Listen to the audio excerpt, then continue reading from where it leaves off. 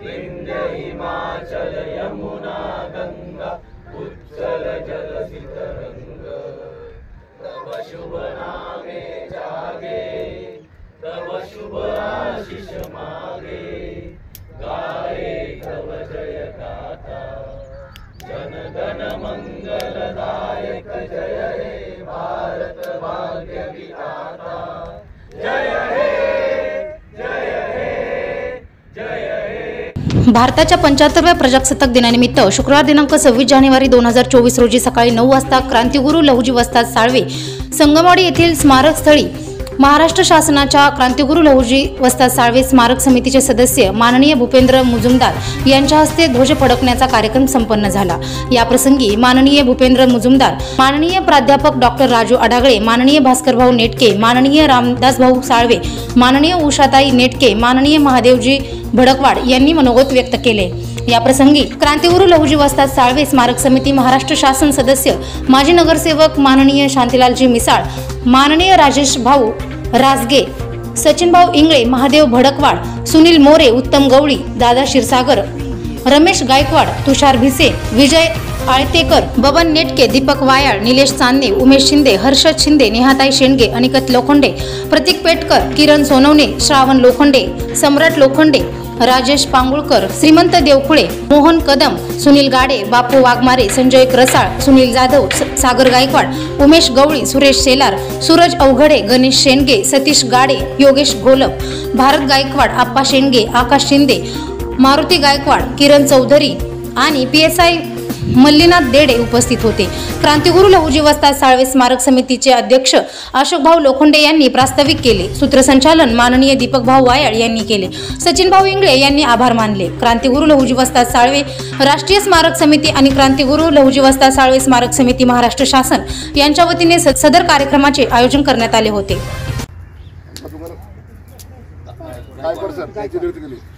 त्यांच्याबद्दल आपण शासनाचं टाळ्या वाजवून स्वागत करू, आपण आभार मानू।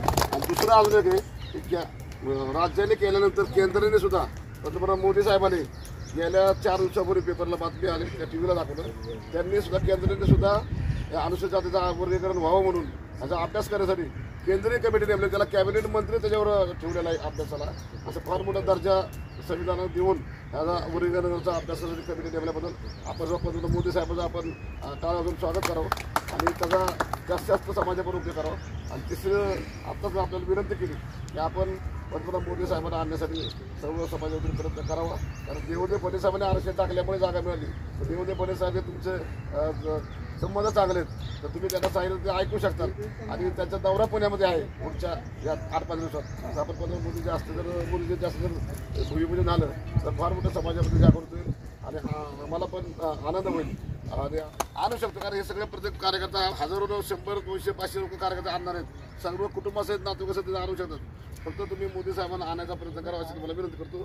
तुम्ही या ठिकाणी त्यासाठी जे लिहायचं होतं सरकारी याच्यात ते मी लिहिलेलं आहे, पण तेव्हा मला म्हणजे फक्त लहुजी त्यांचे गुरु होते एवढंच त्याच्यातलं माझं वाक्य आहे। त्याच्यानंतर मी बऱ्याच वेळा लहुजींचं वाचत होतो, पण मला फारसं म्हणजे मिळालंच नाही वाचायला काही। तर माझं म्हणणं आहे की तुम्हाला जे माहिती आहे ते एकत्रित करा, लहुजींचे काही जे काय मिळेल ते एकत्रित करा। आपल्याला इथे मोठं संग्रहालय करायचं आहे, त्या संग्रहालयाबरोबर जी माहिती लोकांपर्यंत पोहोचली पाहिजे, युवकांपाहिजे, सुशिक्षित समाजाला लहुजी कळले पाहिजेत, असं माझा खरोखर आग्रहाची भूमिका असेल। आणि एवढी मोठी जी वास्तू बनते आहे ती एक शक्तिस्थान म्हणून प्रत्येक युवकाला वाटलं पाहिजे आणि इथे प्रत्येकाने येऊन म्हणजे एक स्फूर्ती, एक स्फुरण घेऊन परत जावं आणि स्वबळावरती राहावं। हा जो लहुजींचा संदेश आहे की जगेन तर देशासाठी, मरेन तर देशासाठी, याच्यासाठी जगावं असं मला वाटतं। एवढंच बोलून मी माझा समारोप करतो। जय हिंद, जय महाराष्ट्र। नमस्कार, मी तुमच्यासारखाच एक कार्यकर्ता आहे, जमिनीवरचा कार्यकर्ता आहे। पूर्ण महाराष्ट्रावर फिरत असतो, भारतभर फिरत असतो, वेगवेगळ्या कामांसाठी जे काम देतील ते काम करत असतो। महाराष्ट्रात फिरताना अनेक मातंग समाजांशी आणि अनेक मातंग समाजाच्या संघटनाशी माझा संबंध आहे तो. त्याचबरोबर अनेक दलित चळवळी, वंचित समाजाच्या चळवळी, आदिवासी समाजाच्या चळवळी यांच्याशी पण माझा संबंध येतो. अनेक चांगले मित्र आहेत आमचे जे त्याच्यासाठी झटतायत, काम करतायत, पण संघटित नाही, असंघटित आहेत. त्याच्यामुळे कुठेतरी म्हणजे त्यांचा विचारच केला जात नाही. तर आत्ता जे आपण हे स्मारक बनवतो आहे त्याच्यात पहिली गोष्ट मला असं वाटतं की आपण संघटित होऊन काम केलं पाहिजे.